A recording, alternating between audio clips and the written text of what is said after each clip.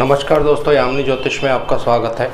तो आज मैं आपको एक और नई विधि यहाँ बताने जा रहा हूँ। इसको ग्रहों का संबंध कहा जाता है। कोई भी फलित आप करते हैं, चाहे वो महादशा का फलित हो, चाहे वो गोचर का ही क्यों ना फलित हो, जब तक आपको इनका संबंध मालूम नहीं होगा तब तक जो आपका फलित है बिल्कुल पूर्ण रूप से सही नहीं हो सकता है दोस्तों। तो इसी के ऊपर पूरी वीडियो आधारित रहेगी और थोड़ा सा मैं आपको डिटेल्स में बताऊंगा कि जब ये संबंध बनते हैं तो कैसे आपको उनको देखना होता है। तो आइए वीडियो आरंभ करते हैं। और वीडियो आरंभ करने से पहले बहुत बहुत धन्यवाद जो लोग मेरा चैनल सब्सक्राइब कर रहे हैं, और हाथ जोड़कर मैं सबका धन्यवाद करना चाहता हूं दोस्तों।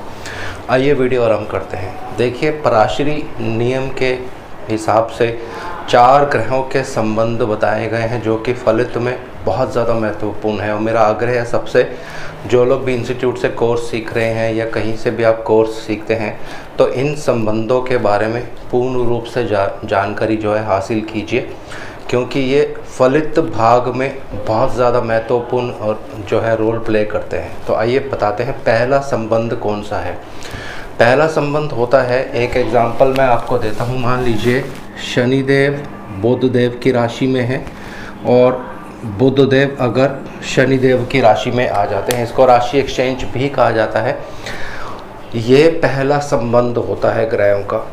अगर ये संबंध आपके कुंडली में बन रहा है तो उस केस में आपको कैसे फलित करना है ये मैं आपको बताता हूँ। मान लीजिए बुधदेव की दशा चल रही है आपकी और बुधदेव कुंभ राशि में है, और कुंभ राशि के जो स्वामी हैं शनिदेव, अगर वो बुधदेव की राशि में है तो क्या होगा, जब बुधदेव की महादशा चलेगी, छठे घर में बुधदेव बैठे हैं, तो छठे घर के जो छठे घर से रिलेटेड जो भी फलित होगा उसमें शनिदेव का भी मिश्रण होगा दोस्तों। ये संबंध जो है इस रूप में काम करता है।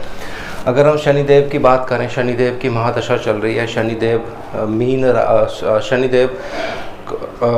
कन्या राशि में है बुधदेव की राशि में, और शनिदेव की महादशा आरंभ होती है।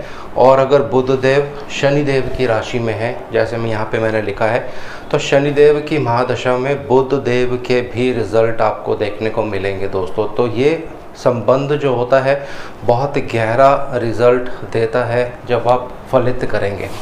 और यही संबंध आप नवांश में भी देख सकते हैं। ये भी आने वाले समय में आपको और डिटेल्स में मैं बताऊंगा कि नवांश में भी ये संबंध कैसे काम करते हैं दोस्तों। नवांश कुंडली और लगन कुंडली को दोनों एक साथ अगर आप देखेंगे तो बहुत क्लियर रूप से जो फलित है आप कर सकते हैं, प्रेडिक्शंस बिल्कुल सही होती हैं।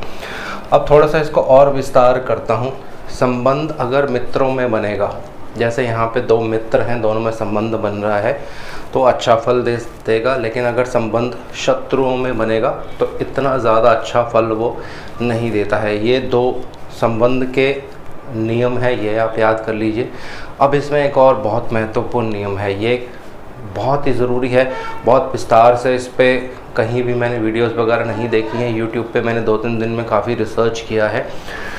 कोई भी ग्रह जो लगन का मित्र हो, अगर वो किसी मित्र ग्रह की मूल त्रिकोण राशि में चला जाता है, इसको एक एग्जांपल से आपको समझाने की कोशिश करता हूँ। मान लीजिए कुंभ लगन है, कुंभ लगन में शुक्रदेव और शनिदेव जो हैं घनिष्ठ मित्र माने जाते हैं। कुंभ लगन शनिदेव का ही लगन है और शुक्रदेव वहाँ पे योग कारक माने जाते हैं दोस्तों। तो कुंभ लगन में अगर लगन में ही शुक्रदेव आ जाते हैं और शनिदेव जो कि कुंभ लगन के स्वामी हैं वो तुला राशि में आ जाते हैं, तो यहाँ देखिए क्या जो है संबंध बन रहा है।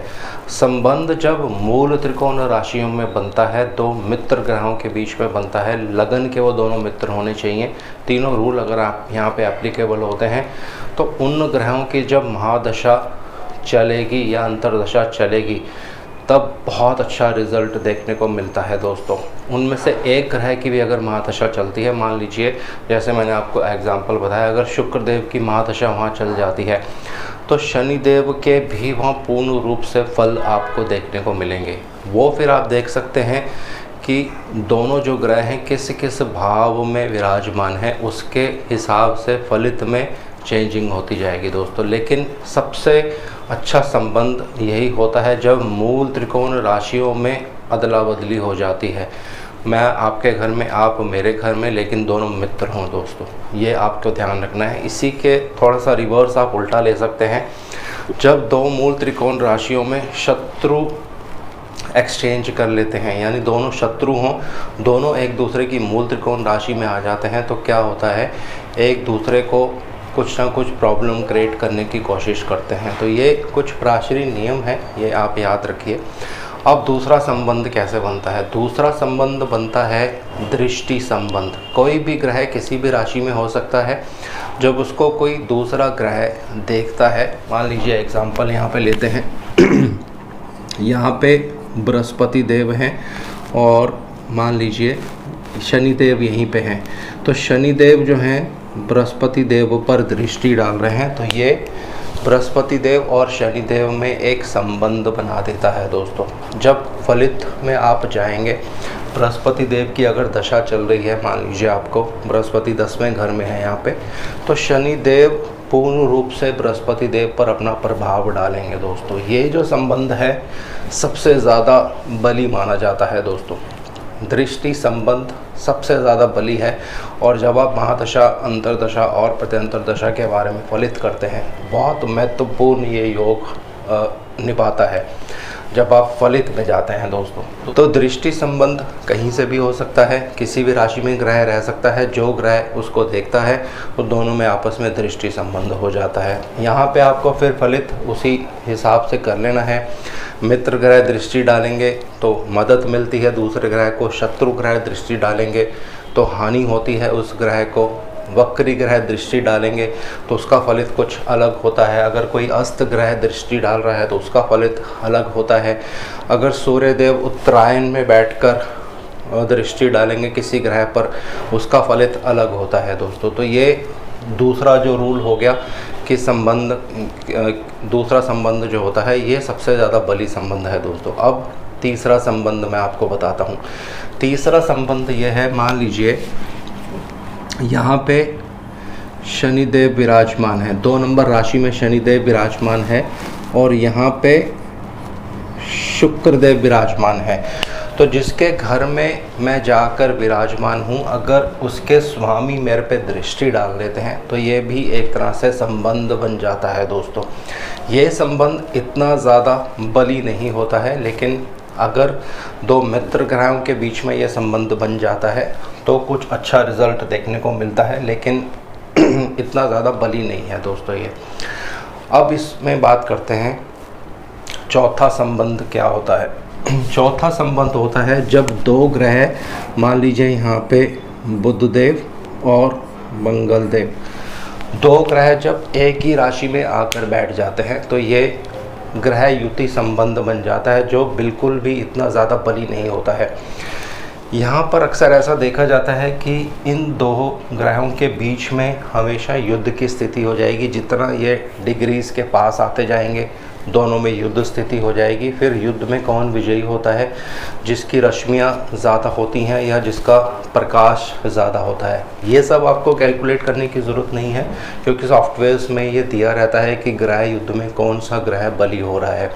जगन्नाथ होरा सॉफ्टवेयर में अगर आप देखेंगे तो बहुत क्लियर से उसमें दिया रहता है कि इन 2 ग्रहों के बीच में ग्रह युद्ध हुआ है और उनमें से कौन बली है, ये आप वहाँ पर जाके देख सकते हैं, बजाय इसके कि हम एक कैलकुलेशन या गणित के भाग में जाएं दोस्तों।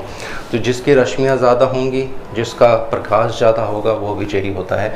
लेकिन जब 2 ग्रहों की एक साथ युति होती है तो ये जो संबंध होता है इतना ज़्यादा बली नहीं माना जाता है जितना दृष्टि संबंध को बली माना जाता है दोस्तों। तो सबसे पहला आपको ये याद रखना है कि दृष्टि संबंध सबसे ज़्यादा बली होता है। उसके बाद जो मैंने 3 और संबंध बनाए हैं, उसी क्रम में आप उनको डिवाइड कर सकते हैं दोस्तों।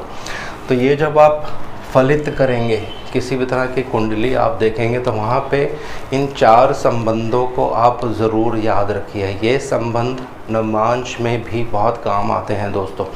नवमांश में भी ग्रह कैसे संबंध बना रहे हैं और लगन कुंडली से उनका कैसा संबंध है, इससे भी बहुत सारी चीज़ें जो हैं फलित में आती हैं। फलित आप कर सकते हैं। कभी समय मिलेगा तो और डिटेल्स में इस पर वीडियोस बनाऊंगा, लेकिन ये किसी का आग्रह था और इसी की वजह से मैंने आज ये वीडियो बनाई है। तो जब भी आप कोई महादशा देखें, जब भी आप कोई अंतर्दशा के बारे में फलित करें, इन 4 संबंधों को अपने दिमाग में ज़रूर रखें। तो छोटी सी एक वीडियो थी किसी के आग्रह पर, आज के लिए इतना ही। और नेक्स्ट जो वीडियो आएगी दोस्तों, मेरा एक गोचर के ऊपर वीडियो रह गया है जिसमें मैंने बताया था कि 2 व्यक्ति अगर युद्ध करते हैं, हमें उनकी कुंडली मालूम नहीं है लेकिन उनके नाम से ही हम जो है प्रेडिक्शंस कर सकते हैं। तो उसका जो दूसरे नंबर वाले व्यक्ति का जो चार्ट था, उसके ऊपर जो गोचर का फलित है वो नेक्स्ट वीडियो में आपको मैं बताऊंगा। आज के लिए इतना ही, और शनिदेव से मैं आग्रह करूंगा सबके घर में सुख और शांति बनाए रखें। जय शनिदेव।